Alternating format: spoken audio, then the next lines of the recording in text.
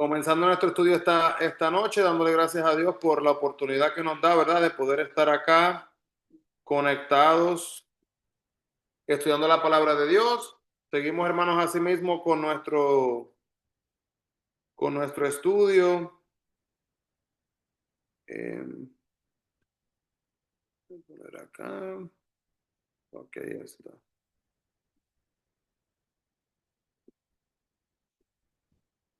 Disculpen que la computadora. Ok, aquí está. Speaker, full screen.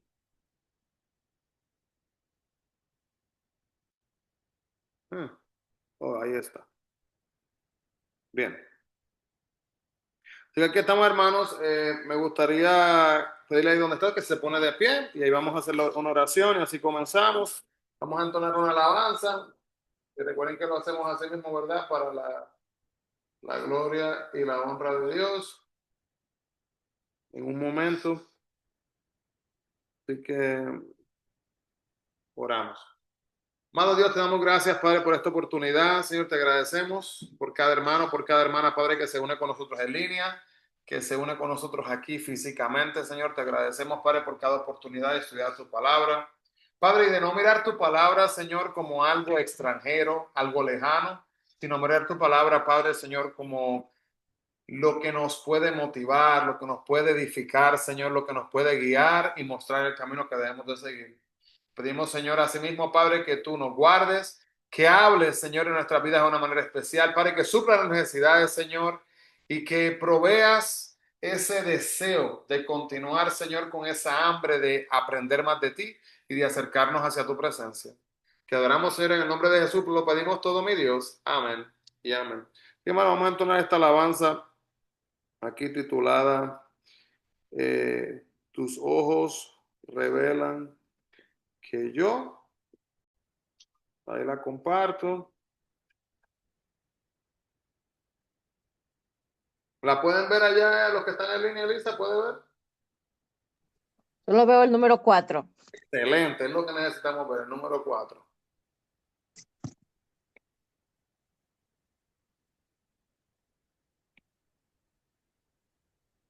Lo usamos todos para cantar juntos.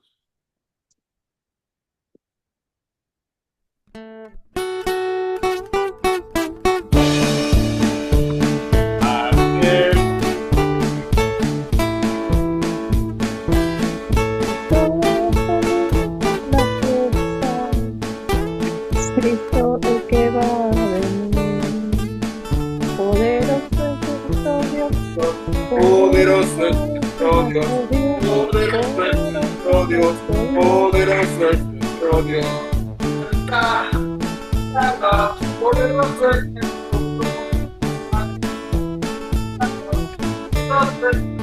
Dios. Te alabamos. Te alabamos.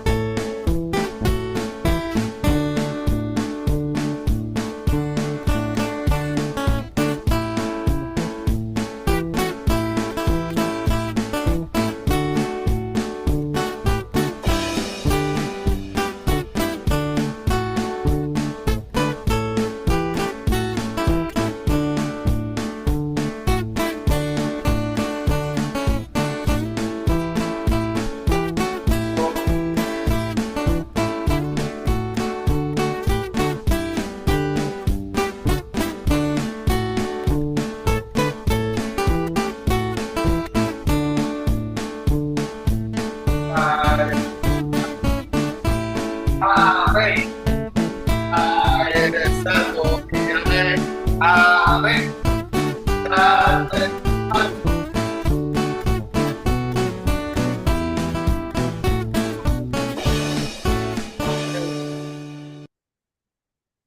a Dios, hermano, pueden tomar asiento. Gracias por cantar juntos. Vamos a abrir nuestras Biblias. Seguimos acá entonces en Jeremías, capítulo 30. Se pone interesante acá, ¿verdad? La cosa. Vamos a ver ya si prontamente terminamos con el capítulo, con el libro de Jeremías. A mi hermano le urjo. Ya vamos ya por Filemón en los videos. De igual manera, siga leyendo, ¿verdad? La palabra de Dios, que es de edificación para todas nuestras vidas. Así que los que están uniéndose con nosotros por primera vez, le damos la bienvenida a nuestro hermano Denzer y esperamos que sea de bendición. Prácticamente, ¿verdad? Aquí hablamos un poquito de todo y tratamos de ver cómo a veces hay historias en la Biblia que se ven tan lejanas y cómo las podemos conectar con nuestras vidas. Así que el capítulo 30, hermanos, de Jeremías se enfoca en lo, dice el título aquí que tengo en mi Biblia, Dios promete que los cautivos volverán. Se habla, hermano, de lo que es la gran tribulación venidera, ¿verdad? La gran tribulación venidera. Prepárese, hermanos, que pronto voy a estar ofreciendo por ahí una película que vamos a estar viendo acá en la iglesia que habla del rapto y lo que va a pasar en el momento futuro.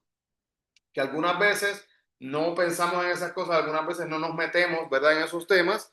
También recuerde, hermanos, y tomo esta oportunidad, ¿verdad? Para invitarle este viernes, si usted puede venir en persona, no tiene que venir en persona, puede conectarse. Estoy haciendo un estudio, lo estoy haciendo con los jóvenes, practicando, pues estamos haciendo lo más que nada en inglés, pero estamos hablando de Halloween. Día de las Brujas, estamos hablando de los ángeles, estamos hablando de los demonios, estamos hablando literalmente de esos temas, ¿verdad? Nosotros habíamos hecho aquí un estudio bastante extenso sobre lo que son, ¿verdad? Los temas espirituales y este viernes vamos a estar hablando también un poquito de juegos a veces que se meten en los hogares que son juegos también demoníacos, que tenemos que tener mucho cuidado, ¿verdad? Que algunas veces, ¿verdad? Jamás vamos a clamarle a un demonio, ¿verdad? Nosotros que conocemos de Dios, jamás vamos a clamarle al diablo, llamarlo, pero algunas veces le abrimos la puerta y traemos estas cosas a nuestras casas, que son cosas que literalmente pueden impactar nuestro propio hogar. Y esas son las cosas que estamos hablando. Así que ahí le damos un resumen cortito cuando hablamos de la gran tribulación. Entonces, Dios promete que ambos, Israel y Judá, regresarán a la tierra, pero esto aún no ha sido cumplido. El versículo 4 al 7, vemos que se enfoca aquí en lo que es el futuro retorno glorioso a la tierra. Será precedido por el tiempo de la gran tribulación, que es llamado aquí el tiempo de angustia para Jacob. Vamos a leer esos versículos en el capítulo 30 del 4 al 7, dice así. Dice, estas pues son las palabras que habló Jehová acerca de Israel y de Judá. Porque así ha dicho Jehová, hemos oído voz de temblor, de espanto y no de paz. Inquirid ahora y mirad si el varón da luz, porque he visto que todo hombre tenía las manos sobre sus lomos, como mujer que estaba de parto. Y se han vuelto pálidos todos los rostros. Ah, cuán grande es aquel día, tanto que no hay otro semejante a él, tiempo de angustia para Jacob, pero de ella será librado. Podemos ver, hermanos, acá, ¿verdad? Enfocándose en lo que va a venir en algún momento dado. Hermanos, hay una preocupación, creo que se la mencioné el domingo, la menciono de nuevo para los que quizás no escucharon, que se está hablando del rapto digital, ¿verdad? Mensajes que están viniendo acá directamente de lo que es la palabra de Dios, Santiago Denser. ¿Verdad? Lo que estamos viendo acá, que es una locura uno pensar que literalmente la computadora, los celulares, la tecnología va a ser, ya dicen prácticamente que se está preparando, ser utilizada para decepcionarnos a nosotros en cuanto a lo que es la gran tribulación. Porque, hermano, en algún momento, ¿verdad? Va a sonar la trompeta, estamos esperando ese momento con ansias, ¿verdad? Y van a pasar ciertos eventos, pero habiendo dicho esto, hermanos, hoy día hay tanta tecnología que, mire, hermano, yo tengo un amigo que solicitó un empleo Él hace audio, sonido y todo esto y video. Y literalmente ahora mismo, hermanos, existe una manera de crear figuras tridimensionales, holográficas, que literalmente pueden pararse frente a usted. Entonces ahora mismo, la compañía donde iba a trabajar, si lo hubieran contratado, literalmente, por ejemplo, hay una banda de estos cantantes, uno vive en Europa, uno vive en Latinoamérica, uno vive allá por Canadá, entonces ellos hacen conciertos, pero holográficos, ellos no van en persona. Entonces si usted paga a la gente, va a verlos, dice que en persona, y a veces o va uno o va otro, pero los otros no van. Y desde el lugar donde están, ellos pueden tocar y usted está ahí parado y usted puede ver la persona se mueve y la mano y todo y usted ve la luz, pero usted puede ver la persona parada, normal. Me estaba contando que cuando él fue que no podía creer, ¿verdad? La grandeza de esa tecnología. ¡Wow! ¡Qué cosa impresionante!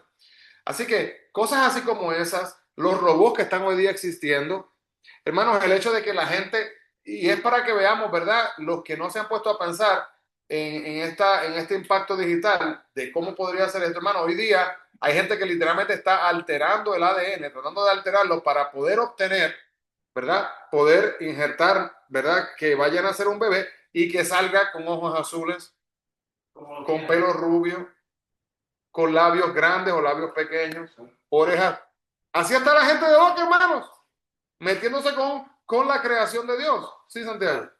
Disculpe, no, decir esto, pastor, y perdón por llegar tarde. O sea que los futuros padres o las personas que quieran ser padres pueden hacer una receta o personalizar a sus hijos. Van a coger un menú, prácticamente, ¿verdad? Lo que es una locura, pero la realidad es que prácticamente, y mire, hermano, otra cosa es el pensar que una persona deseara hacer eso. Vamos a hablar de ese punto. Olvídese de ese, el pensar que una persona quiera tomar tanto control que no permite ni que el mismo Dios obre. Locuras, hermano. Así que seguimos. Entonces, ahí así cuando hablamos de la gran tribulación, vemos entonces esto acá. El versículo 9 nos muestra que David será levantado de entre los muertos para reinar nuevamente sobre ellos.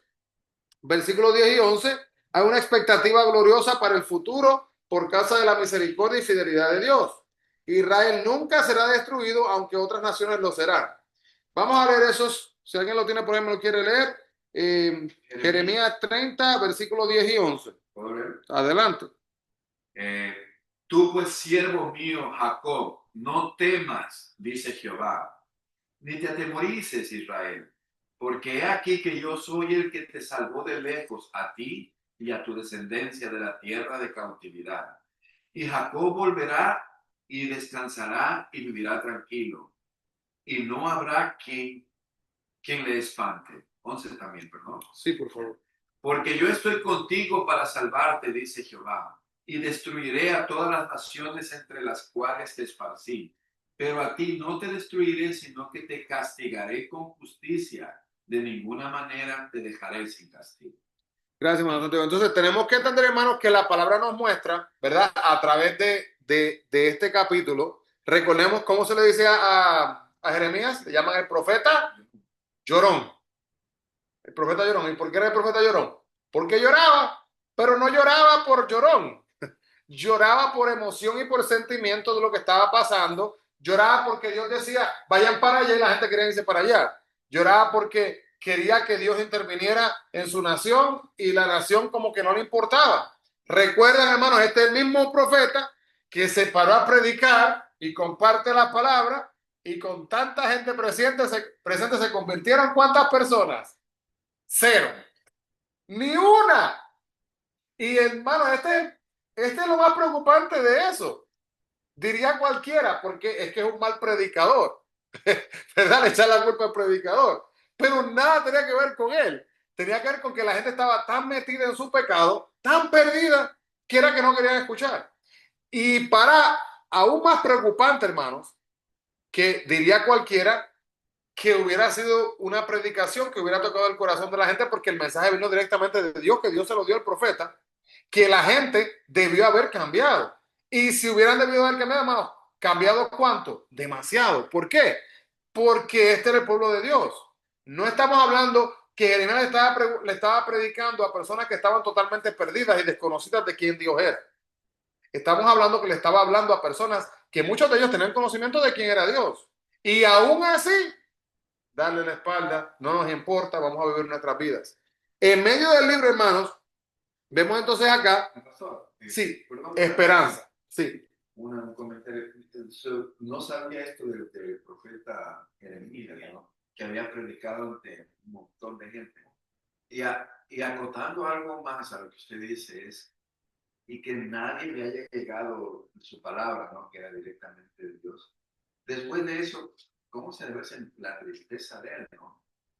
De ver de que tú o sea, no, digo invertir, pues. Ahí está, Santiago, ahí está. Exacto. La tristeza de llorar porque...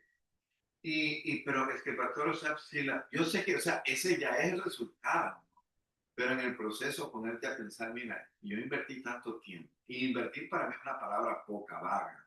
O sea, dio toda su energía. Total de dedicación Dio total. todo, para que por lo menos llegara al corazón de los demás y decir, mira, ¿sabes qué? Hay que reflexionar y en esto estamos mal, que solo con la palabra de Dios poder estar un poquito mejor, ¿no? O sea, poco a poco, progresivamente.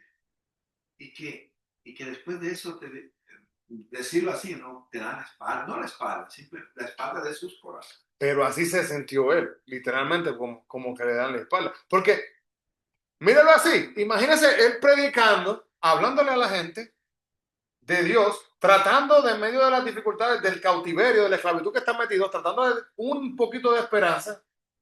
Y hermano, lo único que tienen que hacer es arrepentirse, solamente es esto. Y cuando ese hombre, la Biblia no dice esto, pero yo me imagino que si la gente está rechazando el mensaje, lo están rechazando también a él.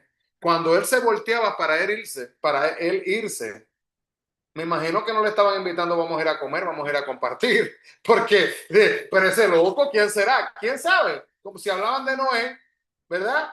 Y con todo y eso, Noé, aunque sea su familia, le escuchó. Qué insulto haber recibido, ¿no? Imagínense. Y los vimos, que sí le dijeron cosas y Dios tratando de darle una esperanza, pero una maravilla de la palabra de Dios, hermano, en este libro de Jeremías, es que, ok, profeta llorón, es que prácticamente recordamos, hermano, palabra que, voy a usar una palabra, no es una palabra bonita, pero hermano, leyendo algunas de estas partes aquí de este libro, eran palabras fatalistas.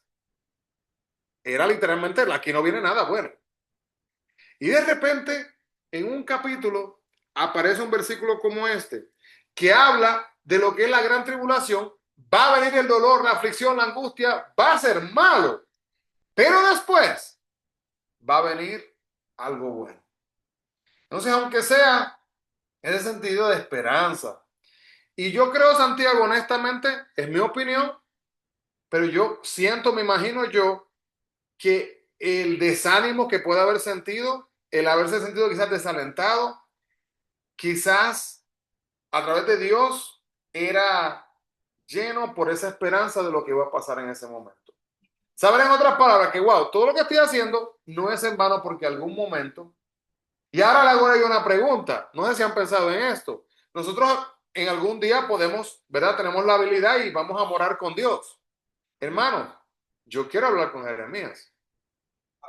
Porque, póngase a pensar, el profeta llorón va a ser el profeta más sonriente en el cielo, yo creo, porque lloró por reconocer, wow, la gente, su visión, la gente no capta la grandeza, la majestad, y ahora él estará allá, calles de oro, mar de cristal, y ver aún más allá, ver hijos, familias que estuvieron presentes cuando él predicó, que quizás le dieron la espalda y no dijeron que sí, pero en un momento dado, quizás cuando él no estaba, sí dijeron que sí. Entonces, hermano, saber, y eso, hermano, es usted y yo, saber que nosotros podemos ir y poner nuestra semillita.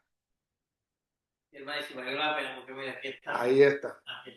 Y yo digo, sentir la emoción y el sentimiento de ese hombre en el cielo. Y exacto, o sea, mi pastor, ¿no? Y ¿Y cómo habrá sido cuando él llegó al paraíso? Y decir, ¿sabes qué? Todo lo que pasó en la tierra, ¿no? Que dice como nuestro Señor Jesucristo dice, ¿no? Los que sufrirán, llorarán, ellos son los que más se van a gozar en el paraíso, no los sufridos. ¿No? Entonces, en esa magnitud de la dimensión de lo que él sufrió aquí, por su nación, ¿verdad? Por todas las personas alrededor de que por favor se cambien, busquemos el camino correcto, tratemos de seguir a nuestro Padre y no haber visto nada del sufrimiento. Entonces, tremenda dimensión de sufrimiento que no se lo puede medir solo nuestro Padre Celestial, pero cuando Él está allá, esa dimensión cambia totalmente a felicidad. O sea, ahí básicamente es como cuando dicen que entre más grande es tu sacrificio, más grande es tu recompensa en el reino de Dios. Entonces, ¿verdad? Es O sea, verdad.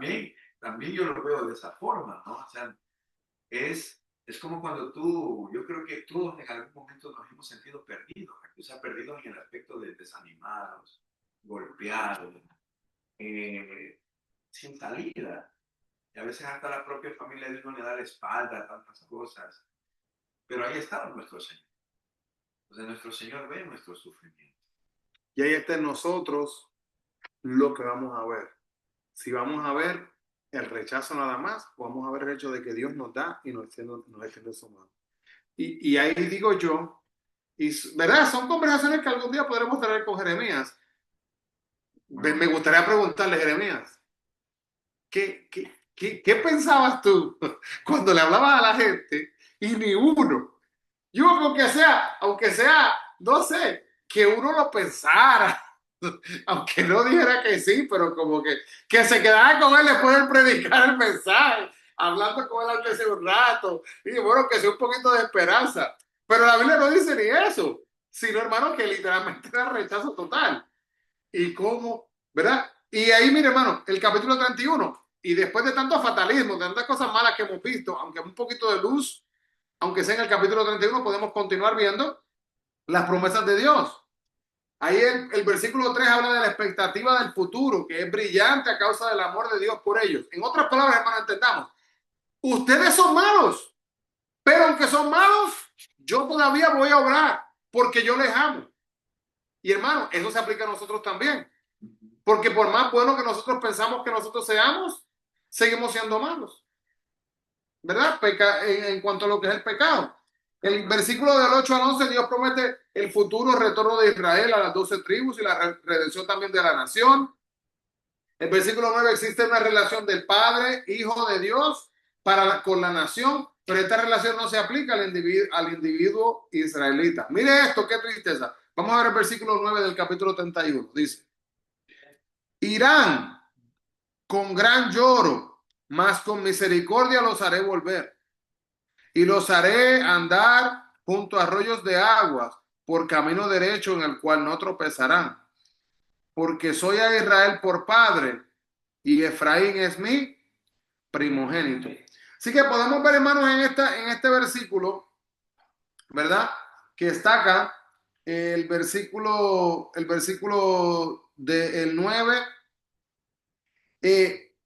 Y vamos a leer el 10 también, oír palabra de Jehová, oír naciones y hacerlo saber en las cosas que están lejos y decir, el que esparció a Israel los reunirá y guardará como el pastor a su rebaño. Mire esa frase, esa última frase, el que esparció a Israel. Miramos un mapa del mundo, hermano, y ¿qué vemos? Hay gente israelita en Perú, Sí. en África, en la China, en Asia. Usted, hermano, menciona el país, hay gente judía por todos lados. El que esparció a Israel los reunirá y guardará. Mira el amor de Dios, hermanos, como el pastor a su rebaño. ¿Y qué nos hace pensar este versículo? En el Salmo 23.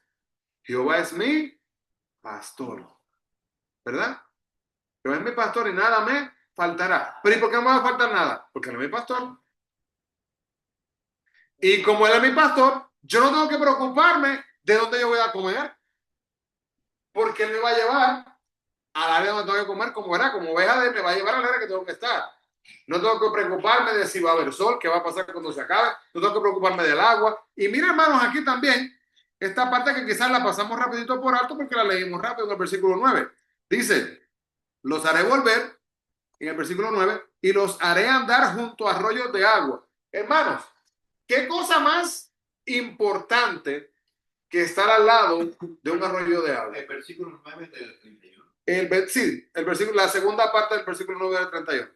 Cuando dice, dice, irán con lloro, con misericordia, los haré volver y los haré andar junto a arroyos de agua. Mire, hermanos, ¿qué pasa? Nosotros, ¿qué necesitamos para vivir? Además de, ¿verdad? Obviamente de la bendición de Dios, necesitamos agua. Estamos hablando, hermanos, que dice aquí arroyos de agua. ¿Qué es un arroyo de agua? ¿Qué esa agua? ¿Se queda ahí?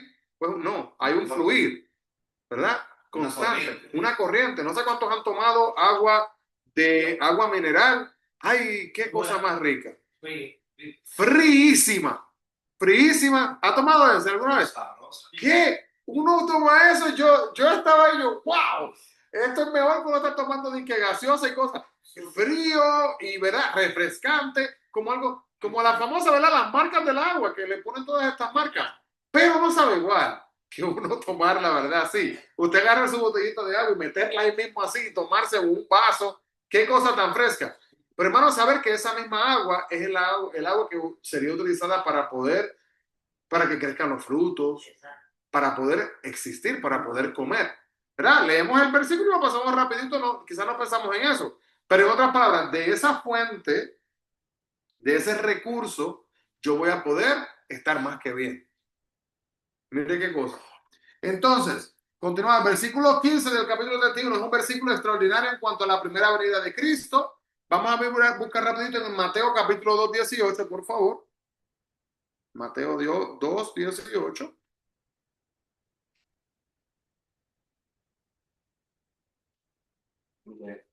¿Lo tiene? Sí, Santiago, sí, adelante.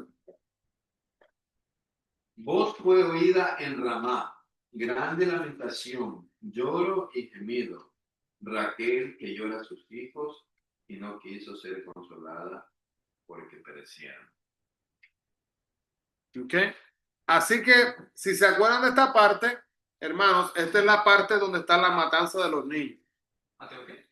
Mateo 2, 18. Mateo 2, 18. Y en Mateo 2, 18 vamos a acabar entonces que el profeta Jeremías, si vemos el 17, dice, entonces se cumplió lo que fue dicho por el profeta Jeremías cuando dijo, Jeremías habla de lo que iba a pasar. No nos olvidemos que Jeremías era profeta. Hermano, yo no sé usted, pero usted sabe lo que es imaginarse la matanza de estos niños. ¿Qué pasa? Si miran el capítulo desde el versículo 13 en adelante. Bueno, vamos a leer porque veo algunas caras como que no están muy seguros de lo que pasó aquí. Dice, después que partieron ellos, he aquí el ángel del Señor apareció en sueños a José y le dijo, levántate y toma al niño y a su madre y huye a Egipto. Y permanece allá hasta que yo diga, porque acontecerá que Herodes buscará al niño para matarlo. Así, hermano, aquí es cuando se va María con José, ¿verdad? Embarazada de Jesús. Y él despertando tomó al niño de noche y a su madre y se fue a Egipto. Y estuvo allá hasta la muerte de Herodes para que se cumpliese lo que dijo el Señor por medio de los profetas cuando dijo, de Egipto llamé a mi hijo. Entonces Herodes, cuando se vio burlado por los magos, se enojó mucho y mandó a matar todos los niños menores de 2 años que había en Belén y en todos sus alrededores conforme al tiempo que había inquirido de los magos. Entonces bueno, seguimos para que lo conectemos todos. Entonces se cumplió lo que fue dicho por el profeta Jeremías cuando dijo, voz fue oída en Ramá, grande lamentación, lloro y gemido. Raquel que llora a sus hijos y no quiso ser consolada porque perecieron. Pero después de muerto Herodes, sea que un ángel del Señor apareció en sus sueños a José en Egipto, diciendo, levántate, toma al niño y a su madre. Pero hermanos, pensar y meditar en el hecho de que, imagínese usted estar en una sociedad, en una comunidad, en un pueblito, en una aldea, donde usted puede escuchar los gemidos de los niños, los gritos y de las madres. Imagínese usted, Wilson, que le hubieran agarrado a su bebé de sus manos Santiago, que hubieran agarrado a su bebé. No, y sabe otra cosa, mi pastor. Yo me pongo a pensar de usted, ¿quién envió la orden de Herodes, ¿no? Herodes. A sus soldados, ¿no? Y yo digo, qué frialdad de esos soldados de agarrar a un niño y decir, bueno, mi jefe, mi rey me envió a matar, perdón, tengo que matar al presidente. Pero ¿y qué pasaba si no lo hacían, Santiago? Claro, también perecían ellos, ¿no? Ahí está. Entonces es como que es un, ¿verdad? Si no los mato, me matan. Entonces, ya, y entonces, y ahí se quedan mis hijos y yo tampoco. Entonces, qué balance, qué desastre. Qué desbalance. Un desbalance total, pero muestra, como usted dice, muestra una frialdad increíble de parte de Eso Herodes. es ir y hacerlo. Y de parte de ellos también. Correcto. Porque, ¿verdad? Aunque sean soldados y estén acostumbrados a la guerra y todo, ellos están acostumbrados a ir en contra de una nación que van a tomar control, van a luchar en contra de ellos. Y ahora ir a coger a bebitos, bebés que no, indefensos, viendo el sufrimiento de la madre. Y ver el sufrimiento de la madre. De la madre del padre, que no van, ellos no van a luchar en contra de los soldados, ¿verdad? No van a hacer una pelea de espada con ellos o nada, sino que este es el gobierno indefensos y así literalmente toca. Así que esto va a ser un cumplimiento, hermanos, aún más grande para el futuro. El versículo 22 del capítulo 30, seguimos el capítulo 31 de Jeremías, nos muestra que es interesante, ¿verdad? Que es interpretado como una referencia al nacimiento virginal de Jesús. El versículo 22, si lo queremos ver, dice, ¿hasta cuándo nadarás errante, oh hija, contumaz? Porque el capítulo 31 de Jeremías, versículo 22, que Jehová creará una cosa nueva sobre la tierra, la mujer rodeará al varón. Entonces recordemos, hermanos, ¿verdad? Que la nación de Israel, la iglesia, ¿verdad? En español, femeninas, ¿verdad? Va a ser, cuando hablamos de la boda del Cordero, lo que es la boda, ¿verdad? Entre Dios y la iglesia. Simbólicamente hablando, ¿verdad? Cuando vemos estas palabritas que son mostradas como habla de la hija, de la nación, ¿verdad? Cuando habla del adulterio espiritual. Adulterio espiritual. ¿Qué es adulterio espiritual? Literalmente, pues, si lo miramos así de esta manera, ¿verdad? Fácilmente viendo, están en línea que pueden ver, que prácticamente tenemos aquí a Dios, ¿verdad? Vamos a decir Dios, la novia, que es la iglesia. Entonces, esta es la unión. Cuando la iglesia viene y se va atrás el pecado, este pecado se convierte en lo que es adulterio espiritual. Porque literalmente lo que está haciendo es que está engañando, ¿verdad? Como un matrimonio está engañando a Dios. Entonces nosotros tenemos que tener mucho cuidado, porque nosotros a veces vemos estas historias bíblicas y como que nos ponemos como que así como si fuéramos mejor que esta gente bíblica. ¿Por qué? Porque no nos postramos delante de una estatua, pero nos postramos detrás de una pantalla y esta cosita se convierte en nuestro Dios. O de igual manera, también no lo hacemos, ¿verdad? Pero lo hacemos detrás de un cantante. Yo digo que es una cosa increíble, no sé si han visto, hermano, algunas veces hay cantantes, hermanos, que aparecen y salen y literalmente cuando están cantando le piden a la gente que haga ciertos movimientos con sus manos, ¿verdad? Que son tipo de adoración delante de la persona. Y la gente lo hace como si nada. Y terminamos llegando, hermanos, aquí por esto. Dios te amo, pero esto es más importante que tú. Hermanos, llegamos a un, escuche esto, llegamos a un, podría decir quizás hasta peor porque no lo podemos ver. Llegamos a un, hermano, hasta la idolatría de la familia. Yo a mi esposa, cuando nosotros quedamos en verdad, que mi esposa quedó embarazada, yo hablaba con ella y le decía a mi esposa, tenemos que tener mucho cuidado que nosotros nunca amemos a nuestros hijos más que a Dios. Porque si nosotros amamos a nuestros hijos más que a Dios, nosotros estamos ya prácticamente creando otro Dios y una trampita para que el enemigo quizás venga a atacarnos a nosotros a través de nuestro hijo, de nuestra hija. Le estamos abriendo, ahí está, le estamos abriendo una puerta, le estamos dejando saber, mira, diablo, ven, atácame con esto. Y no, y Dios es número uno. Y se acabó.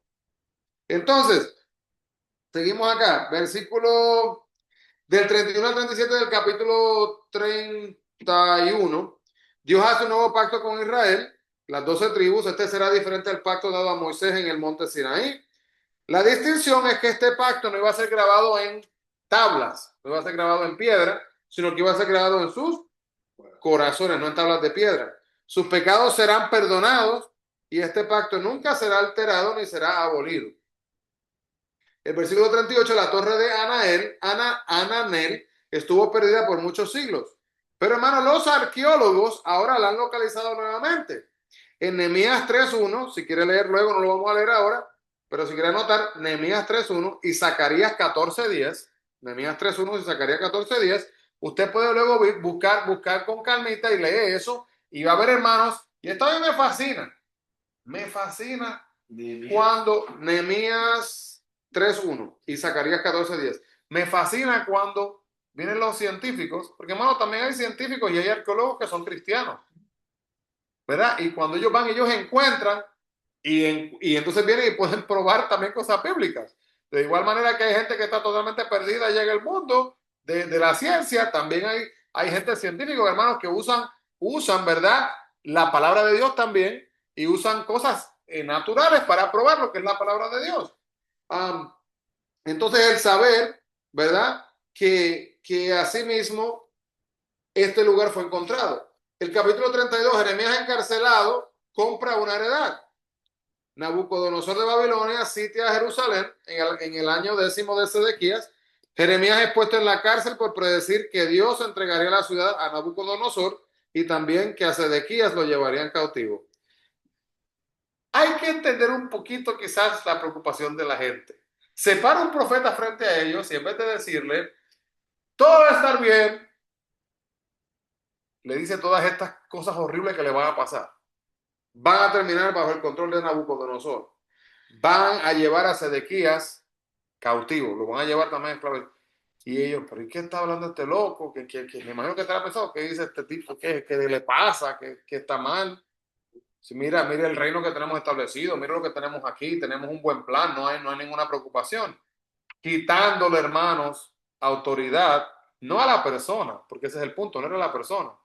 ¿Y sabes lo curioso, hermanos? Ellos sabían que no era la persona. Ellos sabían que no era la persona. Porque literalmente, hermano, tendría que haber sido loco para pararse a inventar cosas, ¿verdad? Frente a la gente.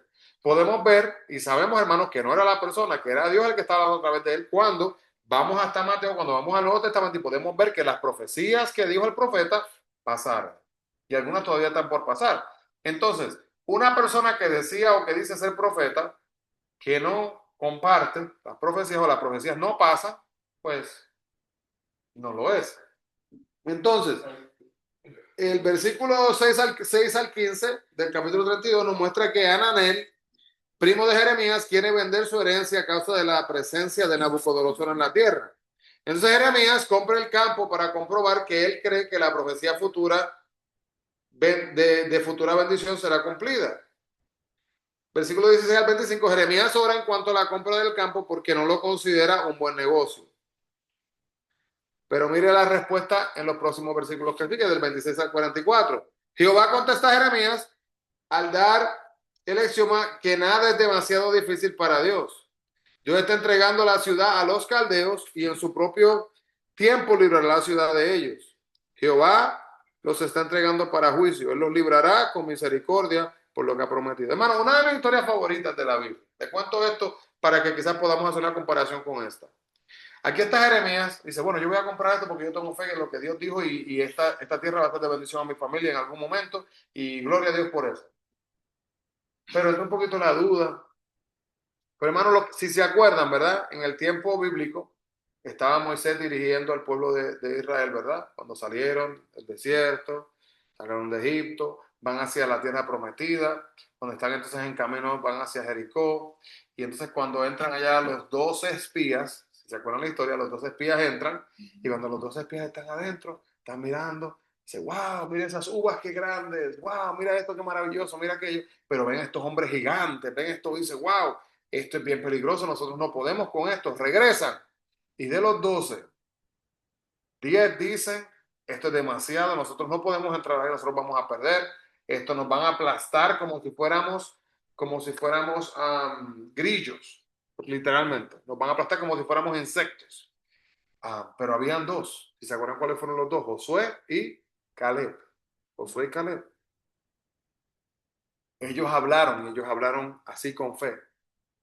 Dios nos dará la victoria. Nuestros ojos nos dicen que no. Nuestros oídos quizás al escucharlo pueden decir que no. Pero Dios nos dará la victoria. Hermano, y una de mis historias favoritas en la Biblia, y le digo que hasta contándolo como que siento el Espíritu Santo en mi cuerpo, cuando fui a Israel, en uno de los viajes que hice a Israel, cuando estaba manejando, no yo manejando, estábamos en el autobús, y entonces viene el que nos está guiando y nos dice, ese monte, ay, lo siento, la presencia de Dios. Ese monte que está ahí es el monte Hebrón. ¿Qué significa eso para usted? El área del monte de Sinaí. ¿Qué significa? Quizás no significa, quizás mucho. Hermanos, Moisés caminó en ese monte. Wow. Pero ¿cuál es la parte que a mí me emociona de la historia? Que cuando llegan allá a Jericó y ya esos otros 10, vamos ahora porque Dios está con nosotros y van a entrar. Cuando llega el momento de tomar control de Jericó y todo, y se le pregunta a Caleb, Caleb, ¿qué tierra quieres? Caleb apunta a donde estaban los gigantes y dice, yo quiero esa. Yo quiero ese monte, yo quiero el que dicen que no se puede, ese es el que yo quiero porque Dios me lo va a dar. Y yo estaba en ese autobús y yo mirando y yo solamente cerré mis ojos y yo empecé a adorar a Dios. ¡Wow!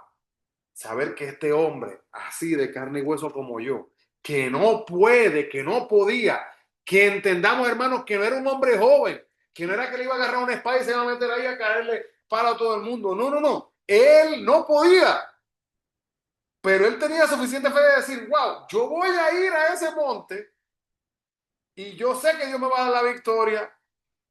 Y así fue. Y yo digo esta cosa y se las cuento, hermano, por los pensamientos yo soy bien curioso. Los pensamientos que me entran a mí en la mente. Algún día hablar con Caleb en el cielo y decir, Caleb, estoy interesado en saber cómo te sentiste cuando pisaste la tierra por primera vez y ya sabías que esta tierra le pertenece a Caleb. Wow. No era el contrato, era la intervención divina de Dios. Pero saber, hermano, y la Biblia no nos dice más detalles, pero verdad que me causa tanta curiosidad. Y la familia de Caleb.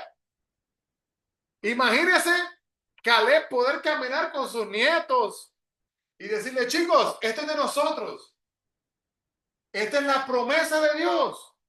Eso es lo que estamos viendo acá.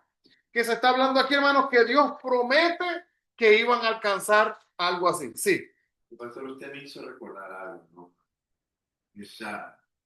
Eso es deseos que uno tiene, ¿no? Porque cuando esté en el cielo quiero preguntar sobre eso, cómo fue.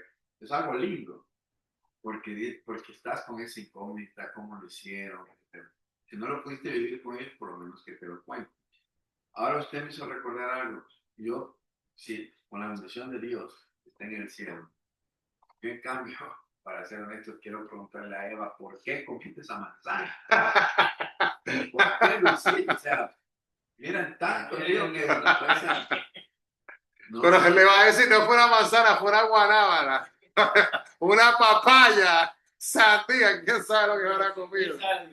vamos a ver si es un jugo de fruta. Pero, y saben que esa es otra pregunta, pero esta ya va para Jesús, para Dios, también para nuestro Padre Celestial. Porque, hermanos, ¿qué hubiera pasado si no hubieran comido del fruto?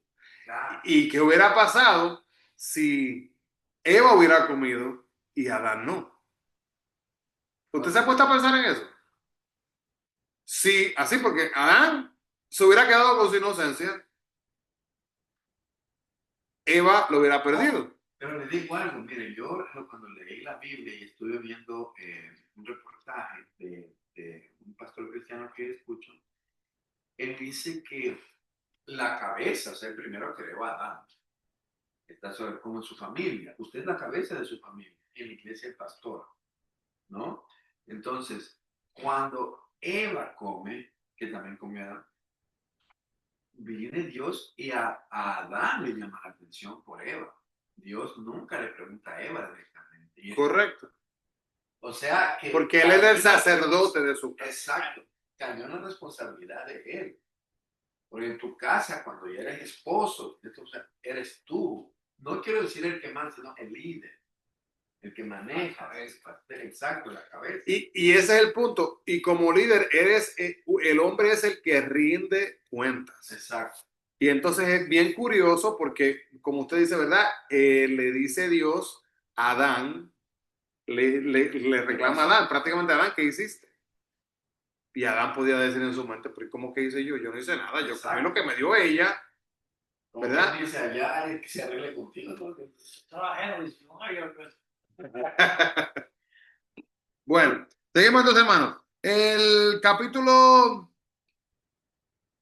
33, el reino venidero según fue prometido a David, capítulo 33, el versículo 1, esa profecía gloriosa del reino venidero viene cuando Jeremías está en la cárcel. El versículo 3, la promesa de Dios a Jeremías le da fortaleza. Luego el versículo 14 al 18, ahí está el pacto de Dios con David, el pacto davídico, que tiene que ver el pacto con David, ¿verdad?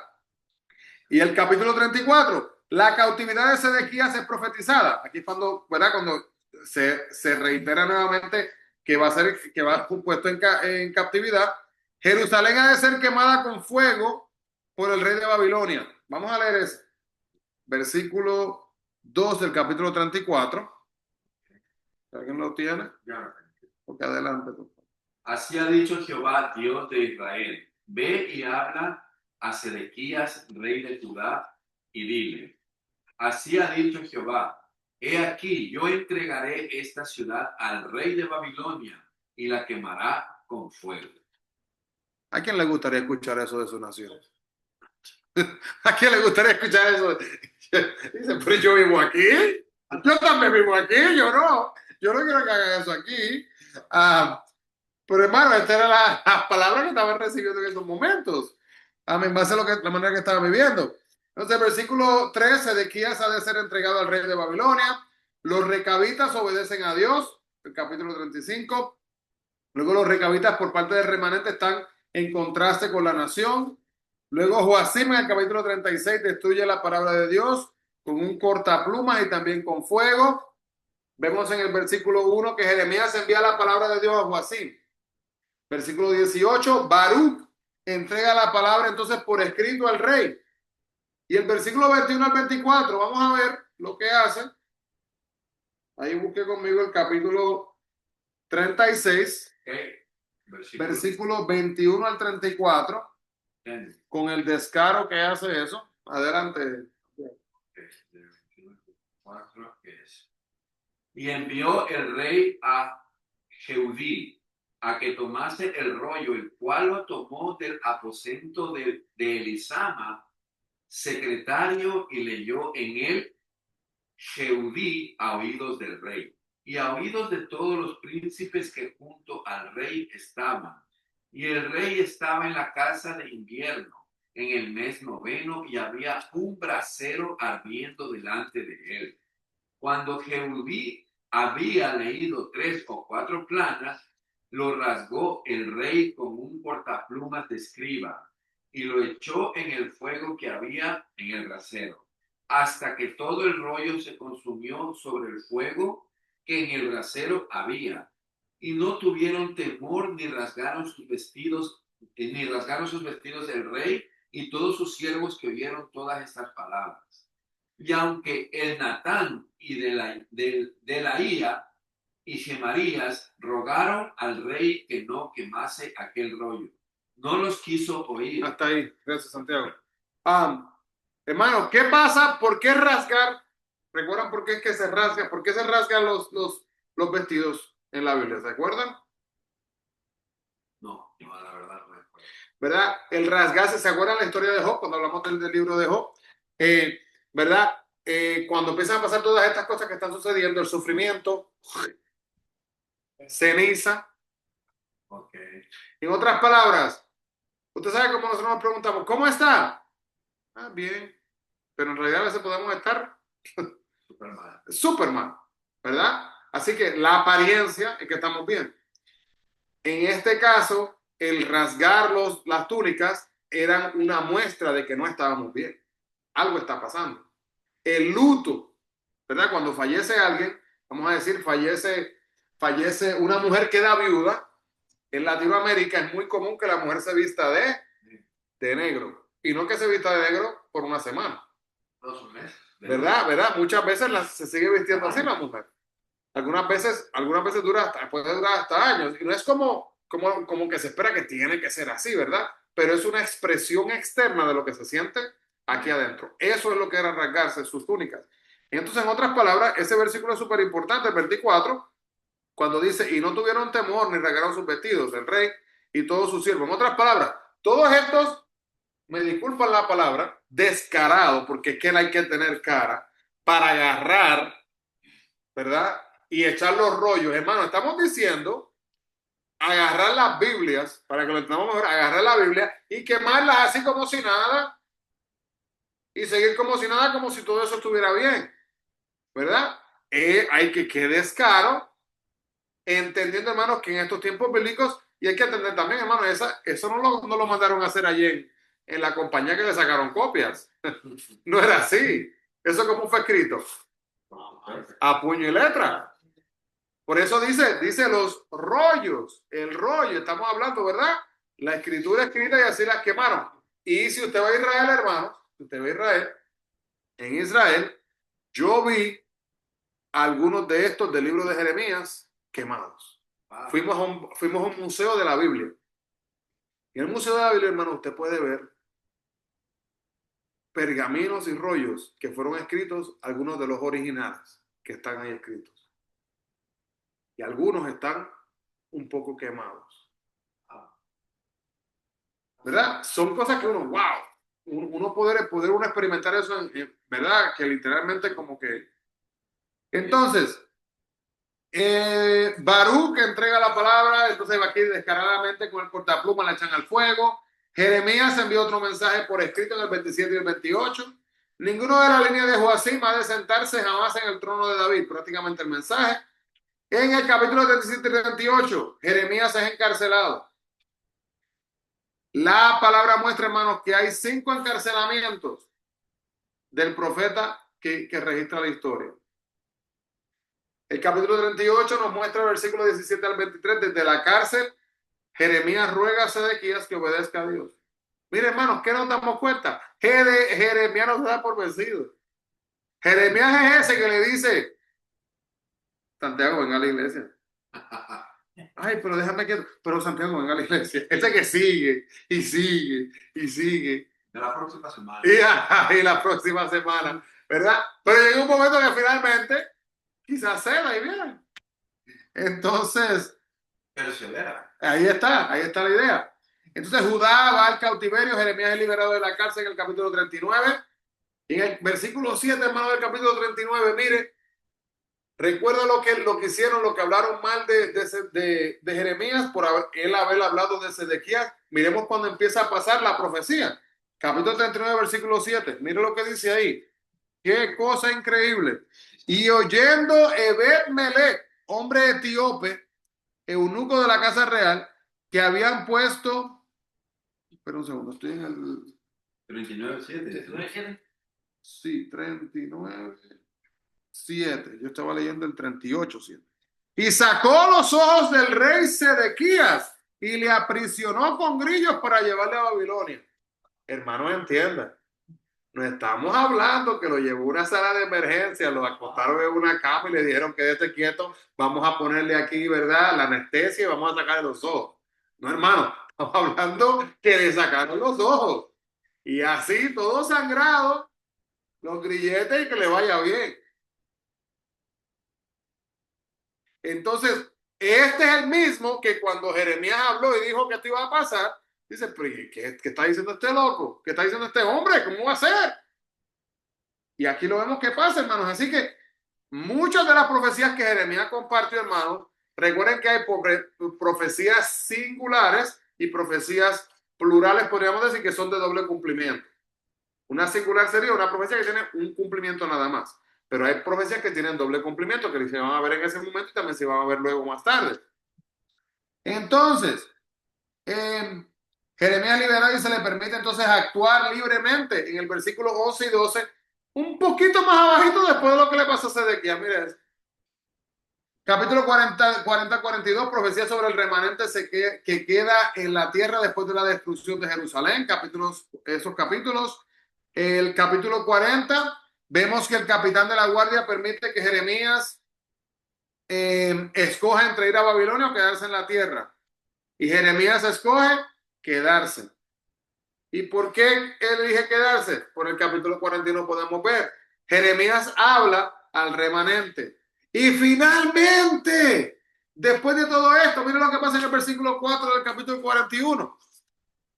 Finalmente, después de toda la negación, después de dar espalda, después de rechazar el mensaje, de rechazar a Jeremías, de rechazar a Dios, dice el capítulo 41, 6, y de Mispa, del 4 al 6. Sucedió además que un día después que mató a Gedalías, cuando nadie lo sabía aún, que venían hombres de Siquem y de Silo, de Samaria, 80 hombres, raídas de barba y rotas las ropas, y rasguñados, traían en sus manos ofrenda de incienso para llevar a la casa de Jehová. Y de Mispa le salió al encuentro llorando Ismael, el hijo de Netanías, y aconteció que cuando los encontró les dijo, venid Gedalías, hijo de Ahicam. Pero mire, hermano, esta es la clave. Fueron y cuando llegaron, ¿qué hicieron? Trajeron ofrenda e incienso para Dios. Finalmente dejamos este rechazo de Dios, ¿verdad? Ahí se quedó y terminó. Entonces, capítulo 42, Jeremías amonesta al remanente para que no huyan a Egipto. Profecía durante los últimos días de Jeremías en Egipto, que es capítulo 43 hasta el 51. Y el remanente en Egipto, del capítulo 43 al 44, vemos que el remanente, ¿qué queda, hermano? Mire qué cosa. Jeremías le habla, les alienta. Y en el versículo 2 del capítulo 43, ¿qué pasa? El remanente se rehúsa nuevamente a creerle a Jeremías. Es como que Jeremías puede ser un poquito de celebración. No, ya dejemos de celebrar. ¿Verdad? El versículo totalmente duro, versículo 10 al 22, de 10 y el 22, perdón. Jeremías les advierte que Nabucodonosor tomará también Egipto y aún tomará el remanente que huya buscando refugio allá. Ellos no se escaparán del rey de Babilonia, sin embargo, rehúsan atender la advertencia y llevan a Jeremías con ellos a Tafnes en Egipto. El capítulo 44, el remanente, el versículo 16, el remanente en Egipto rehúsa obedecer la palabra de Dios. En el capítulo 45 vemos de Baruch. Este mensaje fue dado durante el reinado de Joacim, ¿verdad? Tenemos que recordar que el libro de Jeremías no está en orden cronológico. Así que los días malos que son mencionados en el versículo 5 no son conducentes a ganancia personal. Capítulo 46. Egipto será reducido a un poder de segunda categoría por Nabucodonosor. Versículo 19, Memphis, la gran ciudad de Egipto, será destruida finalmente. No va a haber, hermano, no va a quedar nada de todas estas cosas que ellos valoraban tanto. Los filisteos en el capítulo 46, no habrá ninguna ayuda de Tiro ni de Sidón. Gaza y Ascalón han de ser destruidas. Gaza, ¿suena familiar esa? Estamos hablando, hermano, estos son allá los lugares estos que estamos hablando. Ahora mismo, Eli se va a decir algo. Gaza es lo que ahora está pasando en el Medio Oriente, que siempre hay conflicto. Correcto. Y esa es la cosa, hermano, que hay que entender, que todo esto bíblicamente está conectado. Nosotros a veces, ¿verdad? Nos olvidamos, hermano, que lo que está pasando hoy día en Gaza, lo que está pasando en Palestina, hermano, todo está conectado. Estamos en el libro de Jeremías, pero todo está conectado con la historia de Abraham. ¿Todos se acuerdan por qué? Tenemos a Abraham, tenemos a Sara. Dios le dice a Abraham que le va a dar un hijo de la promesa, que va a ser padre de naciones. Sara tiene 0 niños en ese momento. Pero yo voy a ser padre de naciones y voy a estar mis hijos. Entonces viene Sara y tiene una brillante idea. Abraham, tenemos a nuestra sierva Agar, ten relación con ella y entonces el hijo va a ser el hijo que va a crear esta nación. Así que fíjense, trataron de ayudar a Dios, dizque, ¿y qué se creó, hermanos? De Agar y de Abraham nació Ismael. Y de Ismael terminó la tribu ismaelita. ¿Y quiénes salieron de los ismaelitas? Los palestinos. Y hasta el día de hoy está la lucha entre, no, era mi papá, era mi tierra, no, era mi papá, era mi tierra, entre Isaac y también Ismael. Hermano, en el 2025 todavía están luchando por eso. Pero ahora le dan mucho color y le ponen muchos inventos y le ponemos muchas cosas, hermano, pero en esencia esa es la lucha. Por la misma cosa, pero, ¿verdad? Ya le añaden más cosas políticas y esto y aquello. Pero, hermano, todo está conectado con eso. Es la misma idea en esencia. Entonces,